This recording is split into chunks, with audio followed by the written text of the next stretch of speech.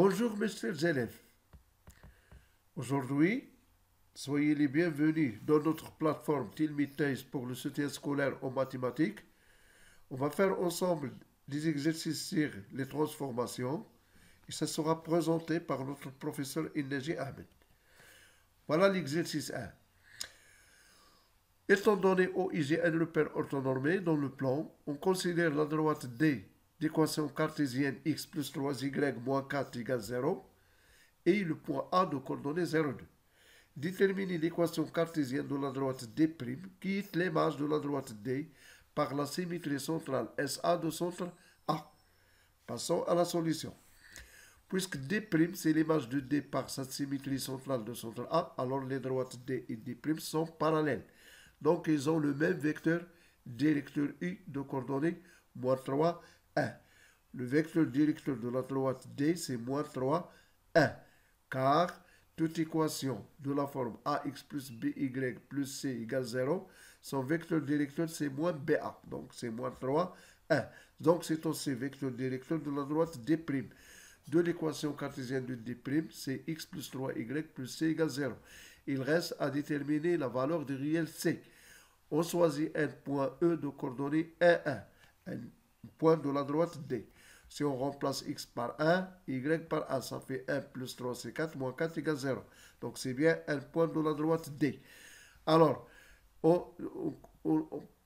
soit E', l'image de E par cette symétrie centrale, avec E de coordonnées x, y. Donc on cherche l'abscisse x et l'abscisse y. De cette relation, on E' l'image de E par la symétrie, cela veut dire qu'A est le milieu. Donc, puisqu'A est milieu du segment E', alors pour trouver l'abscisse et l'ordonnée, on sait que si A est milieu de E', alors la somme des abscisses abscisse 1 plus x sur 2 est égale à l'abscisse de A. Et aussi, l'ordonnée de E plus l'ordonnée de E', 1 plus y sur 2 égale 2. Pourquoi? Parce que l'abscisse de A c'est 0, l'ordonnée de A c'est 2. Alors revenons à la relation. On a deux équations simples à résoudre. Donc 1 plus x égale 0 fois 2 c'est 0. 1 plus y égale 2 fois 2 c'est 4. 2x égale moins 1. Y égale 3. Donc les coordonnées de E' sont moins 1, 3. Puisque D et D' sont parallèles et E appartient à la droite D, E' le symétrique de E par rapport à A, donc E' appartient à la droite D'. On va remplacer x par moins 1, y par 3. Il vient moins 1 plus 9 plus c égale 0. Donc 8 plus c égale 0, cela veut dire que c égale moins 8, d'où la droite D' a pour équation x plus 3y moins 8 égale 0. On passe à l'exercice, à la construction. Bon, on trace la droite D. Le point E de coordonnées 1, 1 appartient à la droite D. Le point A de coordonnées 0, 2. Donc, la droite D et D' sont parallèles. On construit le point E' de coordonnées moins 1, 3. Donc, la droite D' c'est la parallèle à D car D' c'est symétrique de D par rapport à A. On passe à l'exercice 2.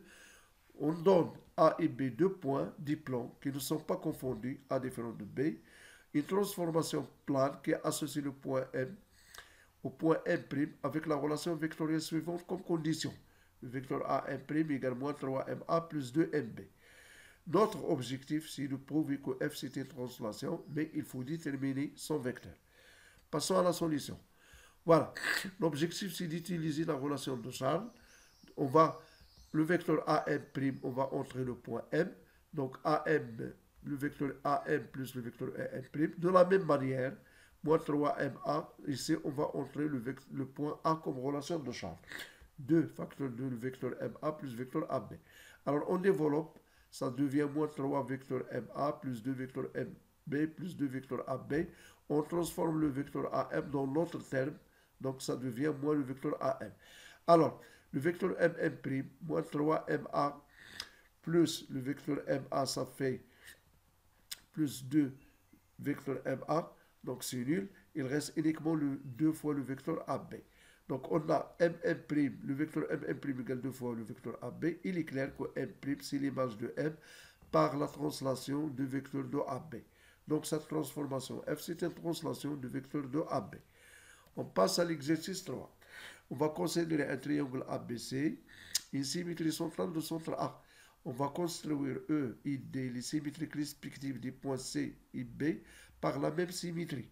Et enfin, on va démontrer que D, c'est l'image du point E par une translation qu'on va déterminer son vecteur. Son vecteur, il faut le déterminer. Passons à la solution. Voilà la figure du triangle ABC. E, le symétrique de C par rapport à A. D, c'est le symétrique de A par rapport à B. Donc, vous voyez que les diagonales ont même milieu. Donc, ce quadrilatère, c'est un parallélogramme.